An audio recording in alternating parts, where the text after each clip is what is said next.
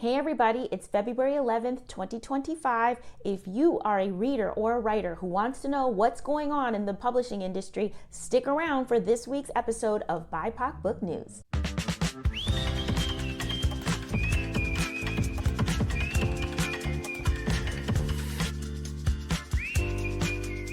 Hey everybody, welcome back to my channel. I am Literary Lori, and even though I like to keep things on this channel inspirational, sharing my literary life, I also want to share what's going on in the publishing industry, particularly as it pertains to BIPOC readers and writers. So I do these episodes every now and again just to keep you updated about things that may or may not impact your writing life or your reading life. Honestly, I really want to keep these news bites positive, but sometimes these publishing streets aren't loyal. So I will be sharing the information that I think you guys need to know about that, again, will impact your reading or writing life. So let's get into it. First things first, let's start with some good news. There is a new publishing imprint on the scene. Yes, I'm looking over here at my notes just in case you see me looking to the left. I don't want you to think I'm crazy. So there's a new imprint on the scene called, what is it called? It is called Storehouse Voices. And this is a new imprint specifically to publish Black stories by Black authors. Yes, sounds wonderful. So I'm going to just read from their website what they are all about. Storehouse Voices was, quote, founded to celebrate the power of Black storytelling and ensure diverse voices are heard across the literary world, unquote. So exciting. And it's really exciting not only because we have a brand new imprint that's literally just created for Black authors and Black stories and storytellers, but there are some real heavy hitters involved in this new imprint. The publisher, the visionary behind it all is Tamira Chapman. Portia Burke is the associate publisher. Jennifer Baker is the editorial director, and Chelsea Jones is executive editor. Now, these are all people who have come from the big 5 editing houses. They've all had top positions in the editing world. So you know this is going to be a serious, really good imprint. And not only that, we have these Black women taking charge, but they have partnered with Crown Publishing, which is an imprint underneath Random House, Penguin Random House. So again, they've got money, power, and distribution behind them. So I would be really excited if I were a Black author looking to, hoping to get a traditional book deal, knowing that there's another imprint on the scene specifically for Black writers. So starting off with the good news, keep your eyes open for Storehouse Voices imprint. Let's see what they're going to publish first, what's going to be coming out, and what other authors they're going to be looking for to tell their stories. All right, we have some more good news. Erin Kelly has won the Newbery Medal. So the Associated Press recently announced that Erin Entrada Kelly has won the Newbery Medal for her book, The First State of Being. Now, let me just give you some quick background in case you don't know. The Newbery Medal is a medal given to literally the year's most outstanding children's book. So again, it's like the National Book Award, it's like the Grammy, the Oscars, the Tony for the best, fill in the blank, but this is for the best children's book. Erin Entrada Kelly won the award for her book, The First State of Being, which the AP described as a coming-of-age story that blends time travel and the approaching millennium of the year 2000. So we always love it when a fellow BIPOC author wins an award like this. Erin Entrada Kelly is a Filipina American. She always tells stories with diverse characters, Filipina characters, Black, white, all different types of characters, always in her books. And her books are just so good. And Erin Entrada Kelly is a friend of the Read, Write, and Create brand. She was on the Read, Write, and Create podcast a couple of years ago, so you can always go in and listen to her. But we just want to wish her a hearty congratulations for winning the Newbery Medal for her book, The First State of Being. Speaking of podcasts, there is a new podcast that is actually launching today called Of Monsters, a speculative podcast. So those of you who love a literary podcast, here's a new one to add to your lineup. So Of Monsters, a speculative podcast, quote, celebrates the speculative fiction writers who've made it possible for kids of the global majority to see themselves as fantastical and as magical as they really are. This is exciting. The host and creator of this new podcast is none other than Nicole Sean Jr. If you don't know Nicole, you should. Nicole is a writer, a literary activist, and she was the founder of the literary organization Roots, Wounds, Words, Inc. It's an amazing organization. Look it up. I'll actually leave a link to it in the description below. But this is Nicole's podcast, okay? And it is launching today, February 11th, 2025, if you are watching this in real time. So Nicole writes on her Instagram page about the podcast. Here's what it says. Of Monsters will feature a series of intimate conversations about the passageways, portals, and personal journeys traversed by speculative fiction masterminds and the characters they pen.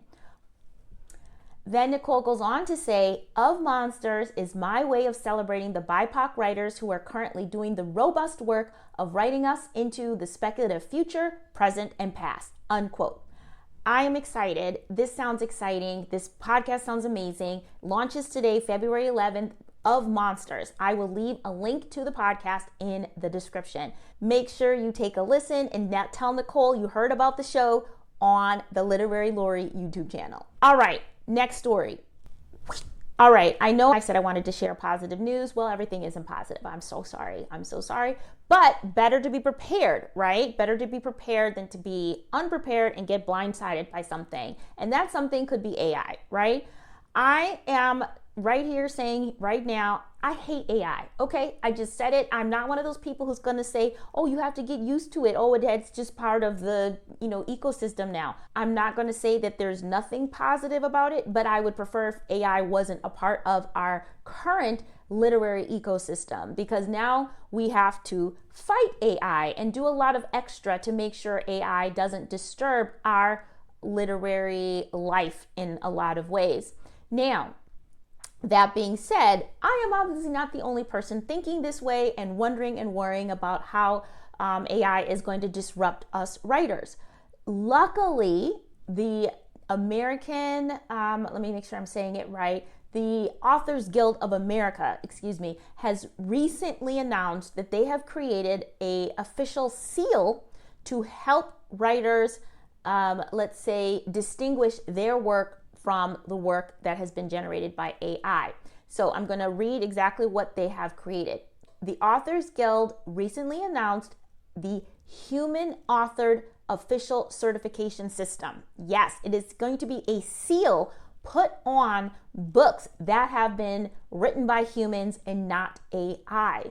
So this official certification system that writers and publishers will be able to use in their books and in marketing to indicate if the text of a book was human written will be available shortly. So the human authored logo and name will be registered with the U.S. Patent and Trademark Office and supported by a registration system that will create a verifiable chain of trust between author and reader through a public database where anyone can verify a book's human origins. So moving into the future, when you buy a book, you can literally check to see if that book was human authored, okay? My thought is, I believe that human beings will want to purchase and read books that were created by other humans, just like people want artisanal cheese and, couture clothing made by a specific designer and not just mass produced. We have always made it known that we want, creations made by humans. We have shown that again in almost every consumer good. So I think there will still be plenty of room and space for human created content. And now with this seal, we'll be able to really distinguish what are the books that were AI created and what were the books that were actually created by human beings. And speaking of AI created content, really, again, I don't think AI is going to take the place of human writers, but we do have to be mindful of protecting our property, our intellectual property, our words with the creation of AI and how AI learns how to imitate human voices.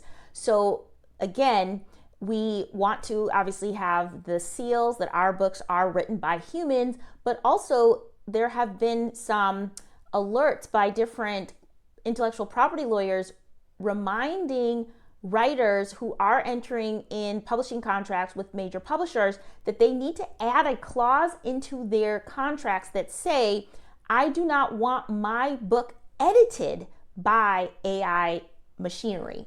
Okay? Why?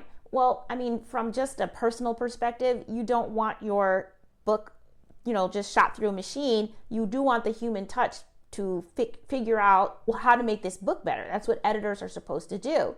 But the more insidious problem of having an AI edited book is that when an editor or anybody feeds your manuscript through an AI doc, some sort of chat GPT or whatever it might be, and say, hey, edit this for, make sure it reads well, whatever you're telling it, you're also doing the machine learning. The machine is learning your work.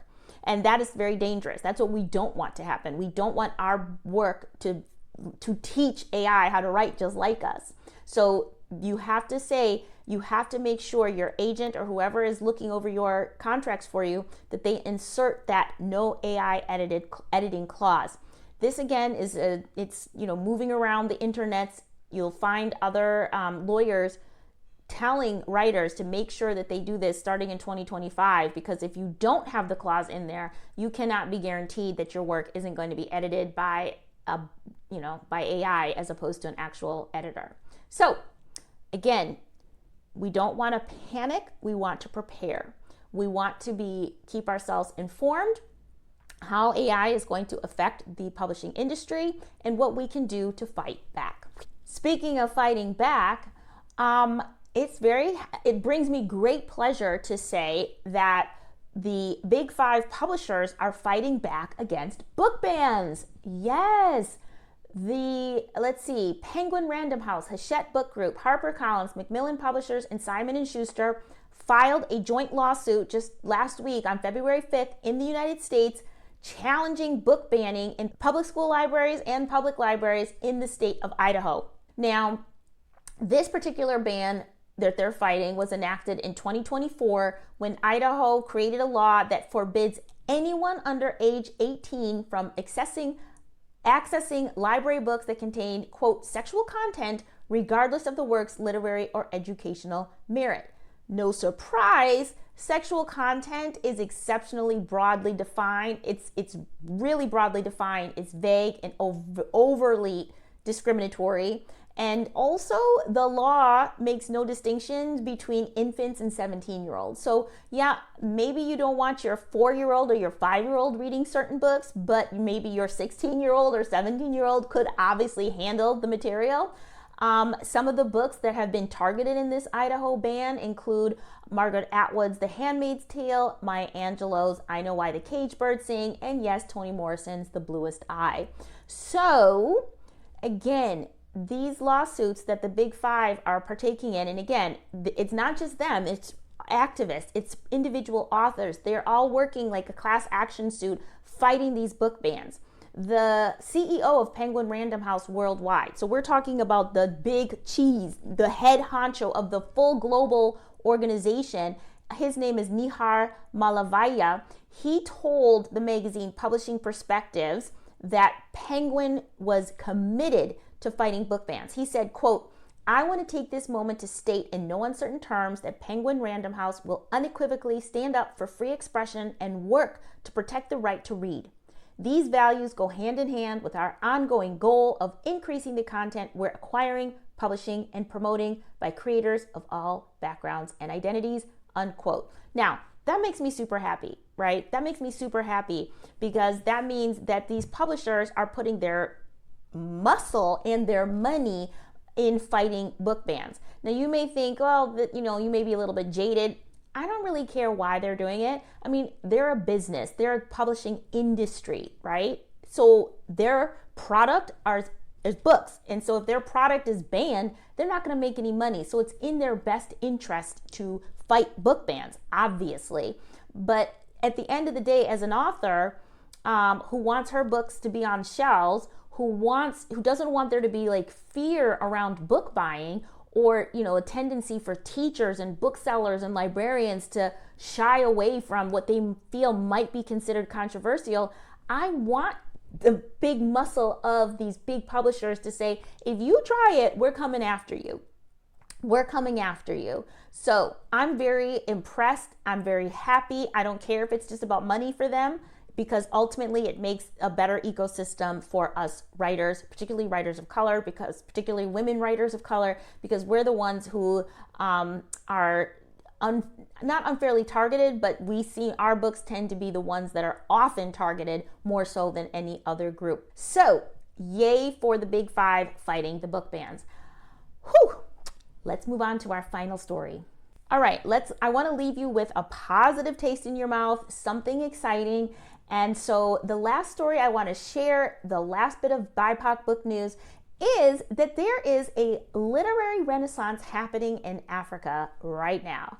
Yes, there is. This was a story that was printed in the New York Times in January of this year. The literary landscape is flourishing in Africa right now in a way that's very different than what it has in the past. In the past, African writers, they had to look at France, the US, the UK as a way to, make it as a writer.